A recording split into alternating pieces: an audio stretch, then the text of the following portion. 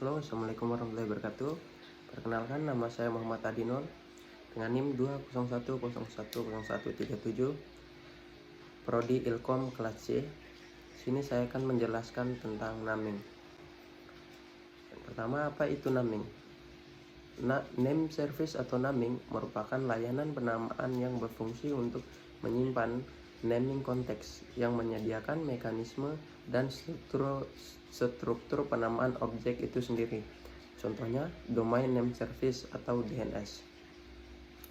Dalam pengolahan data terdistribusi, name service atau naming digunakan untuk menunjuk suatu sumber yang beragam dan tersebar seperti komputer, layanan atau service, file, dan remote object yang dapat memudahkan pengguna. Contoh penamaan pada aplikasi terdistribusi yang pertama adalah URL untuk mengakses suatu halaman web. Yang kedua adalah alamat email. Ini digunakan untuk komunikasi antar muka. Selanjutnya adalah name resolution atau banding attributes. Name resolution adalah nama ditranslasikan ke data tentang resource atau objek tersebut. Yang kedua adalah banding atau asosiasi antar nama dan objek. Dan biasanya nama diikat atau dibound atribut dari suatu objek. Yang ketiga adalah address. Adalah atribut kunci dari sebuah entitas dalam sistem terdistribusi. Atribut. Yang keempat adalah atribut. Adalah nilai suatu objek properti. Selanjutnya adalah penguraian naming domains untuk mengakses resource dari URL. Bisa dilihat tampilan di atasnya adalah halaman URL-nya, yang di bawah adalah resource ID atau IP number, port number, pet number. Nah, di mana network address-nya dan resource ID-nya disatukan ke dalam satu file sehingga menjadi web server. Tujuan penamaan. Tujuan penamaan dibagi menjadi 4. Yang pertama adalah identifikasi. Identifikasi itu adalah seorang pemakai menginginkan objek atau layanan A, bukan objek layanan B. Yang kedua, memungkinkan terjadi sharing. Ya, lebih dari satu pemakai dapat mengidentifikasi resource dengan nama yang sesuai. Yang keempat adalah memungkinkan location independent, di mana perubahan lokasi tidak menuntut perubahan nama asal lokasi tidak menjelasi bagian dari nama resource tersebut. Yang keempat adalah memberikan kemampuan keamanan atau security, yang dimana jika sebuah nama dipilih secara acak dari himpunan besar integer, maka nama tersebut hanya bisa diketahui dari legitimate source, bukan dari menebak. Selanjutnya adalah jenis nama. Jenis nama terdiri dari 2. Yang pertama adalah usernames, di mana username ini ada 3 jenisnya. Yang pertama dibuat oleh pemakai atau user. Kedua, merujuk pada suatu objek atau layanan. Yang ketiga, terdiri dari strings of characters. Contohnya seperti LH212 untuk pencetak, bed type /tmp/test.c untuk berkas. Yang kedua adalah system names. System names terdiri dari 3 juga, terdiri dari bit string internal untuk sistem, tidak dituntut untuk manusia, dan yang terakhir adalah lebih compact dari username sehingga dapat dibandingkan dengan lebih efisien. Struktur nama.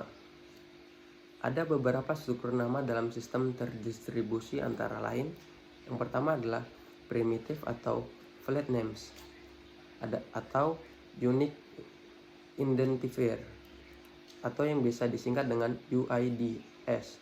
Untuk tipe nama ini tanpa struktur internal, hanya strings of bits digunakan untuk perbandingan dengan UID lain dan tidak membawa informasi lain, atau dalam artian pure names. Untuk struktur nama ini sangat berguna dan banyak digunakan karena location and application independent, fixed size, dan compact. Yang kedua adalah partitioned name atau PN, merupakan komposisi dari beberapa nama primitif dan biasanya disusun secara hierarki dan membawa informasi atau dalam artian impure names. Biasanya tidak secara unik mengidentifikasi objek dan beberapa nama bisa dipetakan ke suatu objek. Dan yang ketiga adalah descriptive names atau DN. Terdiri dari daftar atribut yang secara bersama mengidentifikasi objek secara unik. Untuk struktur nama jenis ini bersifat membawa informasi dan DN adalah superset dari PN, di mana DN ini lebih penting dari PN. Selanjutnya adalah name context. Nama selalu diasosiasikan dengan konteks yang mengidentifikasi bahwa nama tersebut valid. Ada dua macam konteks. Yang pertama adalah universal context. Untuk jenis ini, dimanapun nama digunakan akan di-resolved dengan cara yang sama. Untuk name jenis ini dapat disalin dari mesin ke mesin secara bebas. Yang kedua adalah relative context. Untuk jenis ini merupakan konteks dependent di mana dapat dicontohkan A/B/C, B/C resolve pada konteks A. Sedangkan pada node yang berbeda, A/B/C dapat merujuk pada hal yang berbeda. Selanjutnya adalah sasaran fasilitas penamaan.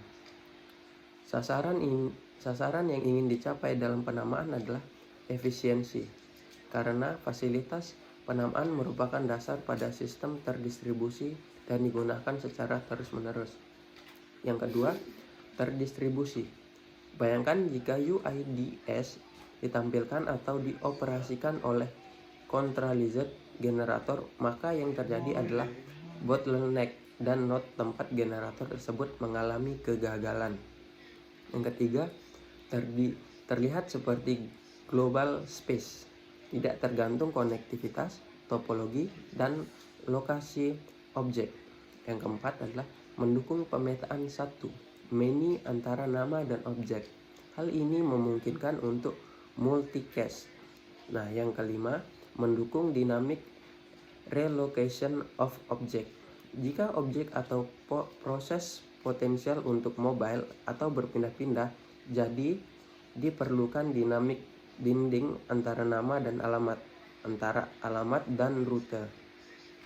Yang keenam adalah memungkinkan local aliases sehingga pemakai dapat mengekspresikan interpretasi suatu objek.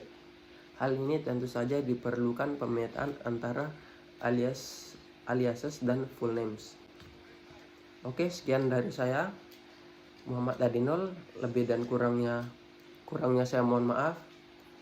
Billahi taufiq wal hidayah. Wassalamualaikum warahmatullahi wabarakatuh.